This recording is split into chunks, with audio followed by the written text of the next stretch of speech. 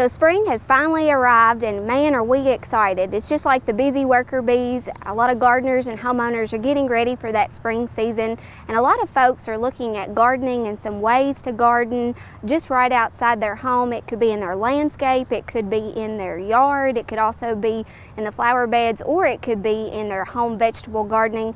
But the Cooperative Extension Service has a lot of different information for you to help you get ready for that spring season. Now, gardening is really the #1 hobby that most people have. And a lot of folks are getting interested more in growing their own food just because they want to know where exactly it's coming from. They know exactly what they're applying, and two, it's a great exercise and a great stress reliever. So we have a couple of examples of some things you can be doing right now in your home vegetable garden. You can see we have a wonderful basket here of some colorful vegetables that you can grow right here at home in Kentucky. We have some beautiful carrots. That would be a root vegetable that you can grow for this time of year. I just saw a bee go by, so he's really busy and working. We've also got some red radishes here. We've also got a perennial type vegetable here like asparagus, and it is one that comes, you would actually put that out right about now, and it would actually keep coming back, so that way that you have some beautiful spears to actually eat at home to feed your family. We also have some curly leaf kale, and we also have some other brassicae families like your cabbages. We have a red type of cabbage, but you can also come in contact with some other green types of cabbage, and we also have cauliflower. So these vegetables mainly like the cool season of Kentucky, so usually anywhere from 50 to 65 degrees Fahrenheit is really what they like.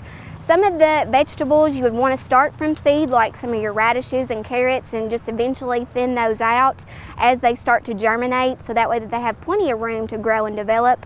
But you can also start with a nice healthy transplant that we have actually gotten just down the street here from Three Lines Garden Center, and they have some beautiful type of transplants from red cabbage here that, you know, it actually, once it gets to the harvestable size, this is what you could actually have as a nice big head. And then you've also got different cauliflowers.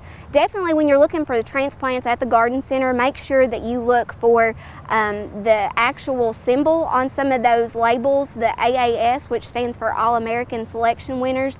Those are going to do very, very well for you in the home vegetable garden. Now, these are some great cool season crops to grow. You definitely don't want to forget about some culinary herbs that you can grow here in your home vegetable garden as well, and they're great. This is what we have called is cilantro, and it's great incorporated. It's easy to grow, and you can easily incorporate it into a lot of salsas and chutneys. It gives it a nice flavor. And then we've also got butter crunch lettuce. Again, it's like an All-American Selection winner, and still this is a butter crunch, and so that's going to go really nicely with a lot of different herbs such as the cilantro to give it some nice flavor. Now, don't forget that just because we grow a lot of different vegetables, we can also grow some home fruits at home. So really for right now, for spring, we're probably looking at some different strawberry varieties.